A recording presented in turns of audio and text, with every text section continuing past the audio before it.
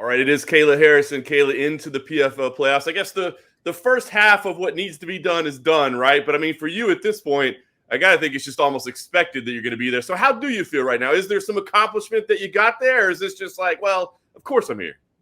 I mean, everyone's tough until you beat them, and you got to go out and you got to do the work. You got to show up, you got to fight, you got to win. So, and they love to create the drama of, oh, technically you're not qualified, so your first fight you have to win this fight. But I mean, I have to win every fight. If I want to accomplish what I want to accomplish, I have to go out there and dominate. So. Grueling season, of course. I mean, not many people at the highest level of the sport are fighting 4 times a year. You have to do that every year. So I'm just curious, this kind of 7 weeks that you have between fights, what's the focus? Yeah. I mean, are you still actively training, or is this more about like rest and recovery? What do you do? Yeah, man, I think that people don't realize like the intensity of a season, and you see all these last minute replacements and injuries and weight misses, and like it's hard. It's not for the faint of heart, and this is my 3rd time doing it. So on one hand, I'm grateful because it gives me so much experience so fast. I have no choice but to evolve or lose. But on the other hand, it's a grind. And for me, even when I'm not competing, even when we're in the off season, I'm still training every day. So it's, Big Jim always says there are 2 types of athletes in the world. They're the thoroughbreds, and a thoroughbred you got to take good care of. You got to only on race day do they show up. You don't run them, you don't work them. You bring them out on race day and boom, they fly. And if you try and work them too hard, they'll die. And then there are workhorses. There are plow horses. He calls me a plow horse. And a plow horse, you will work that horse every goddamn day, but the day you don't work it, it dies. And you are a plow horse. And I'm like, well, all right, I guess I'm a plow horse. In the nicest way possible, you're a plow horse. Yeah, I guess. I don't even think he means it nicely. Probably not. Probably not, no. All right, well, let's talk about the matchup. Martina Jindrova, I mean, as an opponent, anything that she presents that you see as unique or potentially challenging, or, something that you really have to be aware of? No. I mean, I think no. She's good. I mean, she's young in her career. She's a striker. I think it's badass that she got in here from the Challenger series, and now she's in the playoffs. I think that's so awesome. I'm pumped for her, and it sucks that the buck stops here. That's the reality. We always have these Cinderella story. Same thing with Taylor Guardado last year. She was was the underdog, and I mean, it's awesome. These are great Cinderella stories, but this isn't Cinderella. This isn't a fairy tale. We live in reality. I love it.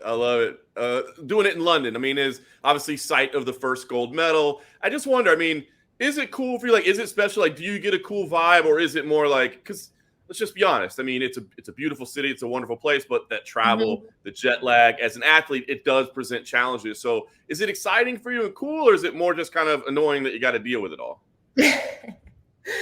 I think that the mother in me is annoyed because I have to leave early. The kids, the stress of being so far away from them is difficult.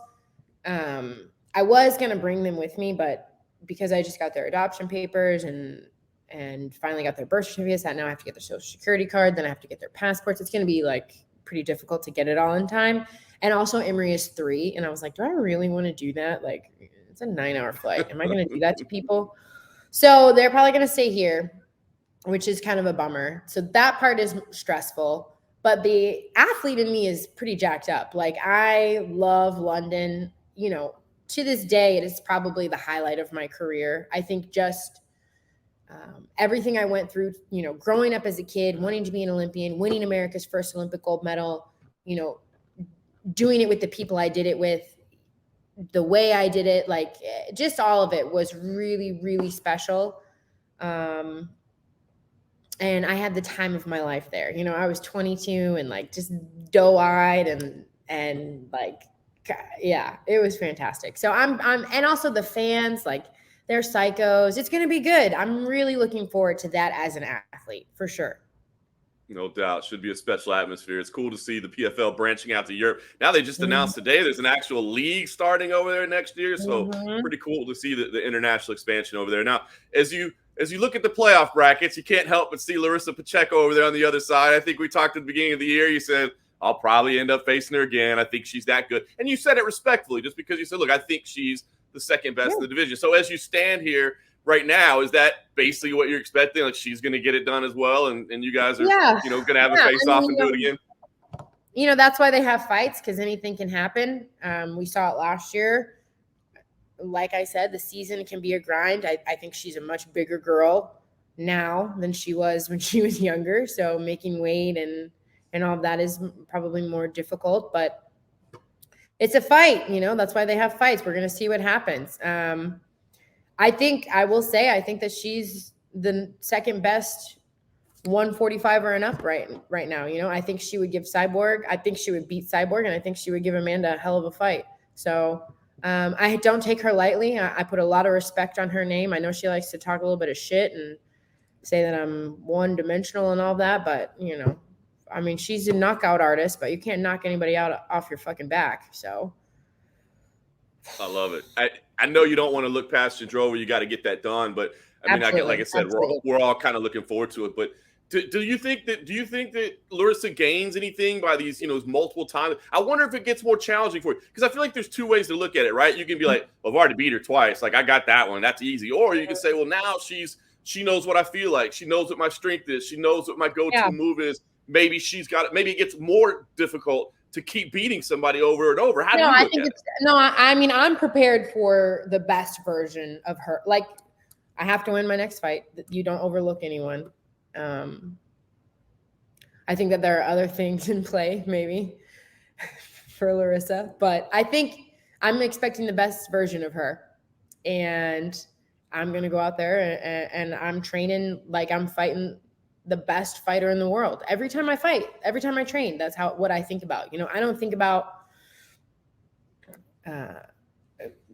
Laressa. I don't think about Cyborg. I don't think about Amanda. I think about, like, I picture this fucking killer. That's what I think about. I think about, like, there's some girl who's like 21 years old and she's training her ass off and she's eating, sleeping, and breathing, training, and she is coming for you. That's what I think about. And I'm like, damn, I better do one more rep. Damn, I better go to the gym again. Damn, I better get up. Like, that's what I think about, and that's what keeps me, prepared. Like, there's always a bigger, badder fish in the sea, So everyone's time is limited. Everyone's, ticket is numbered, and I know that, and I respect that. But it ain't going to be Laressa that takes me out. I love it. Let me ask you about something outside of the tournament. The nomination for the ESPY for MMA Fighter of the Year. Look, I know I know world titles are what you're after and greatness, and this is just kind of a thing. But look, to be nominated alongside the men, like, I love it. It wasn't Female Fighter of the Year; it's Fighter of the Year. To be nominated alongside these UFC superstars, right? You're the only one in the group that's not in the UFC, so I understand it's just kind of a television award or whatever, but does this have some meaning to see your name lined up with those? Yeah, I mean, for sure. At first, I was in shock. I was like, did they mess that up? Like, is there what's going on here? But it's very humbling. I don't even, everyone keeps asking me about it, and I don't really know what to say. I'm just like, I'm honored, that is an honor. Obviously, I don't chase that personally. Like, I'm not looking to be an SB winner or whatever. But I do realize that in order to be nominated for something like that, people do have to start putting somebody must think I'm worth a damn somewhere. So, that's especially the fighters I'm in the category with, these are Hall of Famers, each and every one of them in their own right. And I'm a fan of each and every one of them and what they do inside the cage and outside the cage. So, but yeah, to be the only non-UFC fighter, to be the only chick, I was like, wow, I like kind of did this like for 1 second, and then I was like, all right, somebody must have paid somebody. What's going on with this? Of course you did. Of course you did. It's a pretty cool honor.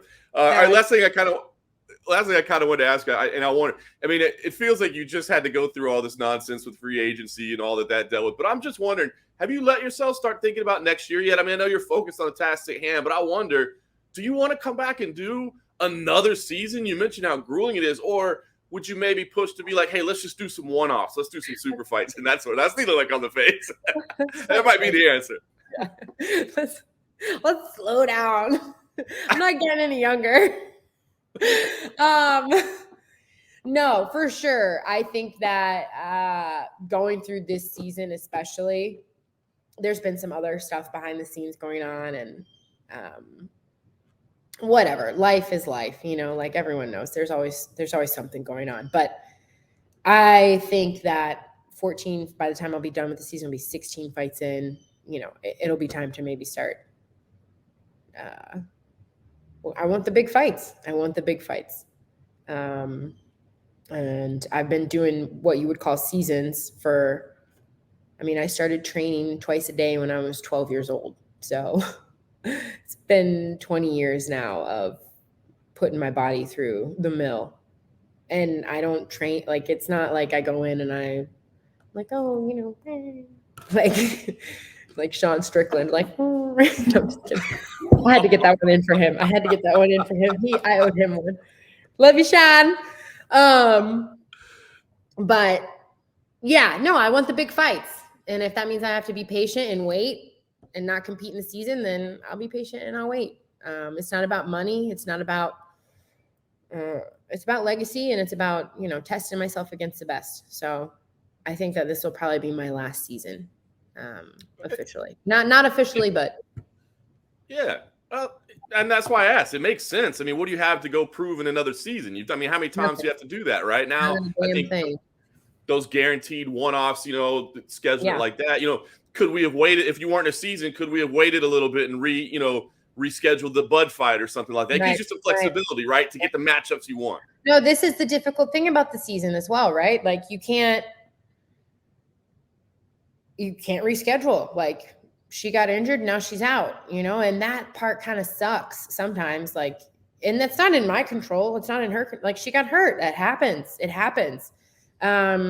But it can be difficult. That's why the season is so difficult, man. Like everyone is injured. We all have bumps and bruises and aches and pains, and like you better be made of real. Like you better see. I'm corn-fed. I'm from Ohio, so that's why I'm blessed. But it's not easy, and my body is like, you better be done after this year, Kayla. I'm telling you right now, an ACL, something is gonna go if you don't cut it out. So. Oh, don't say it. I'm knocking on wood right now. Don't even say that. My knees are. Oh my God! I knocked on the wood. Now the dogs are gonna freak out. Jesus I love it. Me. Well, I know you got a bunch of these, so I'll let you get to them. Last question I guess I have for you is just, what do you see here in this fight coming up? I mean, you got to win to get to the finals. That's what's about it. I don't know. You haven't seemed especially satisfied by your performances this year. There was a decision, then there was a quick finish, but you look like you were almost frustrated that the fight ended the way it did. I don't know. So what's the goal? Is it just win, or do you have to win in some way to satisfy yourself?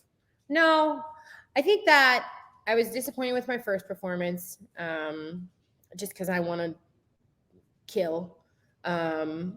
But my second performance, I think I was more just relieved that it was over. There was a lot of stuff that went into it. So personally, I was just kind of like, oh my God, I felt like I took a breath for the first time in 8 weeks or whatever.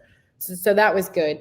But no, there's no I want to go out. I want to win in dominant fashion, TKO, KO, or submission. I want to go out there and instill my will 1 minute at a time, 1 round at a time, 1 exchange at a time, 1 breath at a time. I want to go out there and break them. I love it. Well, we're looking forward to it. The playoffs get going in August. You'll be searching for another PFL title, and we'll all be tuned in. Kayla, best of luck. I appreciate it. Thank you for the time as always. No, thank you. Hey, it's not 7 a.m., right? It's like noon or some stuff where you are. I'm on the Are you East all right? Coast right now. You okay? I'm actually on the East Coast. I'm in Florida. It's 2 p.m. You caught me in the You're in afternoon. I even Florida. got to See, sleep look, in it. there you go. See, I knew you were in a better mood for a reason today. That's good. Way better. You didn't wake me up too early.